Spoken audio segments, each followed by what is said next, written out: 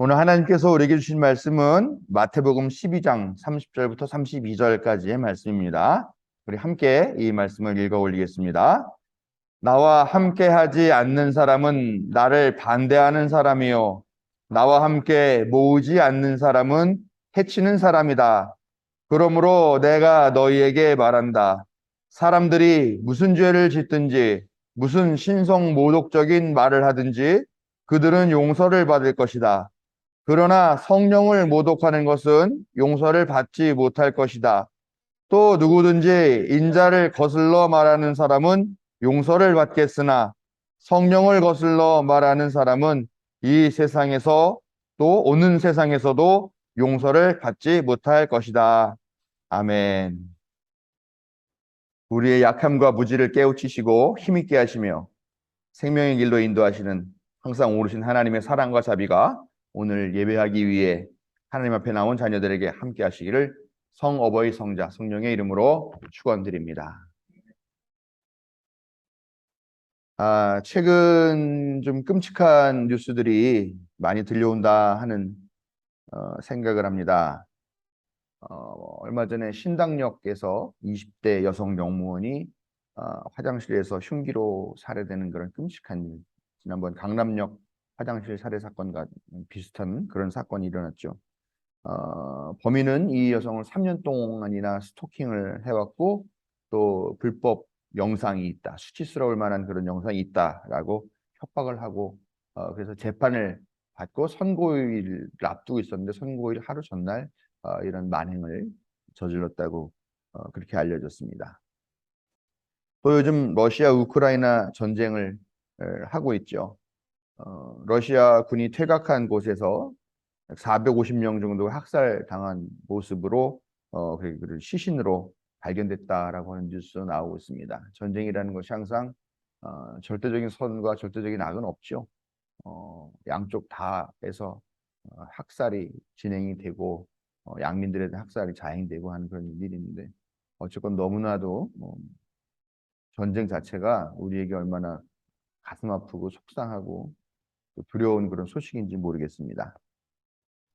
또 뉴질랜드에서 어린이 2명이 살해당해서 가방 안에 그렇게 들어가 있었던 그런 것이 발견된 사건이 있는데 그 피의자를 의심되는 아이들 엄마가 얼마 전에 한국에서 체포됐다라고 하는 그런 뉴스도 아마 여러분 다 들으셨을 줄로 믿습니다. 부모가 아이를 죽이는 사건이 있었는데 또 한편 30대 여성이 부모를 살해한 후 그 시신을 훼손한 그런 사건도 있었다고 최근의 일입니다. 이런 뉴스가 나왔고요. 또 채무관계 때문에 지인을 살해하고 그 시신을 김포 인천 그쪽 야라백길에 유기한 그런 사건 뉴스도 있었고요. 또 부부가 말다툼을 하다가 홧김에 생후 2개월 된 신생아를 바닥에 내던져서 죽게 하는 그런 사건도 또 뉴스에 나왔습니다. 참 끔찍하고 공포스러운 일들, 그리고 우리 주위에 참 이런 사람들이 같이 살고 있구나라는 생각을 하면서 마음이 무섭기도 하고 그런 생각이 듭니다. 올 초에 또 우리 태풍 흰남노가 와서 저기 경남 경북 지역을 쓸고 지나갔죠. 근데 그 지역 입은 피해가 아직 복구도 되지 않았는데 또다시 강력한 태풍이 지금 올라오고 있다라고 하는 소식이 있습니다. 거기다가 지난 태풍에 실종된 사람들 시신이 하나둘 발견되고 있다는 그런 소식도 들려옵니다. 인간들이 여러 가지 사건 사고를 일으켜서 내는 그런 일들도 공포스럽지만 또 이런 자연재해, 특히 지금 기후 변화로 인해서 일어나는 이런 여러 가지 이상 기후 현상들 이런 것들도 우리를 되게 힘들게 하고 공포스럽게 하는 그런 시대가 아닌가라는 생각합니다. 이런 뉴스들이 넘쳐나는 세상 한가운데에서 지금 우리가 살고 있죠.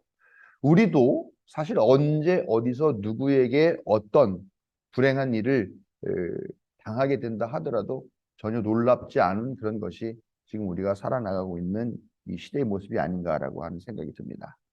근데 이런 물리적인 또 자연재해적인 이런 사건 사고 말고도 우리는 살면서 남들에게 뒤처지면 안 된다. 남들에게 따돌림 당하는 그런 사람이 되면 안 된다. 이 시대에 성공하거나 살아남지 못하면은 끝난다라고 하는 그런 불안감들을 기본적으로 마음에 가지고서 살고 있습니다. 사실 돌아보면 우리의 하루하루 일상이 그냥 평온하고 별다른 특별한 일 없이 그렇게 자연스럽게 흘러가는 것처럼 보이지만 사실 우리 마음속 깊은 곳에서는 크고 작은 불안이나 공포들이 늘 도사리고 있는 것은 아닌가. 그것들을 우리가 품고서 살아가고 있는 건 아닌가라는 생각을 해보게 됩니다. 근데 사실 생각해보면 인류의 역사를 생각해보면 원시 시대나 뭐 고대 시대나 중세 시대나 쭉 보면은 뭐 공룡한테 잡아먹힐까 봐 걱정하면서 도망다니던 시절도 있었을 것이고 또 중세 시대 같은 때는 또 언제 어떻게 괜히 마녀 사냥에 휩쓸려서 죽게 되거나 십자군 전쟁에 끌려가서 죽게 된다거나 하는 뭐 그런 일들도 있겠죠. 뭐 우리 한반도에서 봐도 뭐 그렇게 아주 평화롭고 행복한 건 아니었잖아요. 뭐 여러 가지 외적의 침입들도 뭐 있었고 하는 그런 일들을 겪으면서 다 사실은 모든 세대의 모든 인류가 다 깊은 공포심과 불안감 가운데서 늘상 살아가는 것이 아니었나라는 생각을 합니다만 근데 달라진 거는 그런 것 같아요. 우리 이 심리적인 불안 오히려 인간이 이 자연을 지배하는 지배종이 됐고 우세종이 됐고 많은 과학과 기술의 발전으로 인해서 혜택을 받고 있고 그런 것들을 누리고 있습니다만 그러나 그런 것과 다르게 또 우리 심리 안에는 근본적인 불안과 공포심들 그다음에 또 끊임없이 만들어지는 그런 공포심들 때문에 오히려 지금이 더 공포시대라고 불리는 그런 세대를 우리가 살고 있는 게 아닌가라는 생각을 해보게 된다는 것입니다. 가만히 보면 이 세상이 공포심을 좀 조장하는 것 같아요. 공포심을 조성하는 것. 그리고 그 공포심으로 인해서 이 세상이 돌아가고 있는 것은 아닌가라는 생각도 한번 해보게 된다는 겁니다. 정치인들이 특히 공포심 조장을 많이 하죠. 그러면서 이런 공포스러운 상황이니까 나에게 표를 달라. 아니면 내 통치를 따라달라라고 이렇게 주장을 합니다. 직접적으로 그 공권력을 남용해가지고 그 공권력의 폭력으로 폭력을 휘두르면서 백성들을 통치하는 그런 방식, 그런 권위주의적인 정권에서 벌어지는 일들이 많이 있죠. 그러나 우리는 그래도 좀 민주주의 사회라니까 좀 그런 일을 좀 덜하다라고 이렇게 생각을 하고 싶은데 또 정치인들은 정적들이 권력을 잡았을 때 아마 이러이러한 비참한 상황에 처하게 될 것이다라고 장황하게 설명하고 열거하면서 그러니까 표를 나에게 달라. 아니면 지금 내가 계속 이 권력을 유지하게 해달라. 조금만 더 참아달라. 나를 따라달라. 그렇게 주장을 하고 있는 것이죠. 이런 일뿐만 아니라 또 어떤 일들이 있냐. 이 세상은 언제 우리에게 위험한 일이 닥칠지 몰라. 그러니까 우리가 그 위험을 대비하려면 뭘 해야 돼? 뭘 해야 될까? 보험을 들어야 돼. 언제 갑자기 니네 집이 불날지 모르니까 화재 보험을 들어야 되고 언제 갑자기 네가 무슨 질병에 걸려가지고 어떻게 될지 모르니까 그러니까 실손보험을 들어야 돼. 그리고 심하게 됐을 경우에 너는 죽게 될지도 모르는데 그러면은 너의 남겨진 가족들은 어떡하니? 그러니까 생명보험에 들어야 돼. 라고 하면서 끊임없이 그런 공포심을 자극을 하죠. 또 자동차 보험도 그래요. 요즘은 자동차 보험도 요즘 외제차가 많아. 그러니까 외제차 하고 사고 나면 보험료가 커지니까 더 비싼 보험을 들어야 돼. 그래야 보장받을 수 있어. 다 끊임없이 우리를 불안을 자극하는 그런 일들 또 그런 상품들이 나온다라는 겁니다. 당신 지금 다른 사람들이 얼마나 열심히 뛰어가고 있는 줄 알아? 근데 당신 그렇게 해가지고는 안 돼. 당신 그러다 뒤처져. 당신 낙오해. 그러니까 이걸 배워야 돼. 이걸 사야 돼. 이걸 가져야 돼. 이 그룹 안에 들어와 있어야 돼. 이런 풍조도 또 얼마나 많이 있습니까? 따돌림 당하지 않으려면 유행에 맞춰서 살아야 돼. 그렇지만 또 너무 튀는 건 안 돼. 자, 그러니까 내가 가장 적절한 상품을 소개할게. 가장 적절한 물건을 소개할게. 라고 하면서 어, 물건을 내민다라는 것이죠. 근데 그 유행을 만들어내는 게 누구냐? 결국은 그렇게 유행에 뒤처지면 손가락질 당하고 비웃음 당할 거라고 하는 그 사람들이 그 유행을 만들어내는 것이죠. 그리고 그 상품들도 팔아내는 게 그 사람들이라는 겁니다. 공포심이 커지면 커질수록 판매할 수 있는 상품들은 많아지고 그에 따라서 우리가 지불해야 될 비용은 점점 늘어만 갑니다. 그래서 공포는 상품을 판매하게 하는 아주 중요한 마케팅 수단이 되어버린 것이 오늘날의 현실이고요. 이 공포를 조성하면 조성할수록 더 많이 주머니가 무거워지고 배가 불러지는 그런 사람들이 있습니다. 정치인, 기업가, 또 모든 분야에서 권력을 가진 그 사람들이 그렇죠. 우리 아들이 요즘 학교 가가지고 교수 때문에 너무 힘들어하는데 그 교수가 이렇게 자기한테 너무 심하게 좀 대한다고 느끼나 봐요. 근데 어떡합니까? 교수인데 학점 안 주면 안 되잖아요. 그런 데서부터 그렇게 자기에게 공포심을 갖게 하는 그런 권력의 작용들이 있구나. 그러면서 사람들을 굴복시키고 복종하게 하고 하는 그런 게 있구나. 근데 어디 다 마찬가지죠. 사실 뭐 저도 어렸을 때 집에서 아이들 좀 엄하게 키웠는데 그 아빠 갖고 있는 물리적인 폭력 때문에 말 잘 듣게 하고 하는 그런 것들도 사실 우리 가정 안에 이미 너무 많이 들어와 있지 않나 우리 생활에 그런 생각을 해보면서 반성을 해보게 됩니다. 사실 우리는 공포심을 갖지 않아도 되는 일에 공포를 느끼면서 소비하도록 그렇게 부추김을 당하고 있는 것이 바로 우리의 오늘 모습이 아닌가라고 생각을 합니다. 텔레비전의 상업 광고들만 봐도요. 뭐 이거를 갖고 이 차를 사고 이 핸드폰을 갖고 이 옷을 입고 이 아파트에 살면 당신은 어마어마한 사람이 되는 거야 하면서 막 무슨 대단한 신분 상승이라도 하는 것처럼 막 그렇게 약속을 하죠. 그래서 우리가 허영심을 부추기는 것. 그게 광고의 핵심인 것 같죠. 근데 그 광고의 이면을 조금 더 들여다보면요. 사실은 그런 신분 상승의 욕구보다는 남들 다 하는데 너만 이걸 안 갖고 있어. 너 뒤처지는 거야. 너 남들 다 이걸 하고 있는데 너만 이걸 안 하고 있기 때문에 다른 사람들이랑 대화에 낄 수도 없어. 이렇게 사실은 우리 공포심을 자극하는 면이 더 크다라는 것이죠. 그렇게 우리가 위험에 노출되어 있는 것처럼 공포심을 자극하면서 하는 그런 공포의 마케팅. 그 가운데 우리는 무방비 상태로 지금 노출되어 있다는 것입니다. 우리는 이런 상업적인 공포 마케팅에 당하지 말아야 돼요. 근데 살면서 어떻게 사실 공포심을 갖지 않을 수는 없잖아요. 그러나 쓸데없는 것들 때문에 우리가 공포심을 갖고 불필요한 소비를 하면서 살 필요는 없다라는 겁니다. 그러나 진짜 공포심을 느껴야 할 게 있어요. 진짜 어마무시한 무지막지한 그런 공포심을 우리가 느끼면서 살아야 될 것이 있다라는 겁니다. 그게 바로 오늘 우리가 읽은 말씀이잖아요. 우리의 삶이 혹시 성령을 모독하는 그런 삶은 아닙니다. 이거야말로 우리가 진심으로 주의하고 경계하고 공포심을 갖고 살아야 되는 그런 주제라는 것이죠. 오늘 말씀 보면은 그런 말이 나와요. 무슨 죄를 짓든지 다 용서받는다. 무슨 죄를 짓든지 다 용서받는다는 거예요. 즉 우리는 뭐 십계명을 좀 어긴다거나 뭐 아니면 뭐 그런다 하더라도 다 용서를 받는다는 거예요.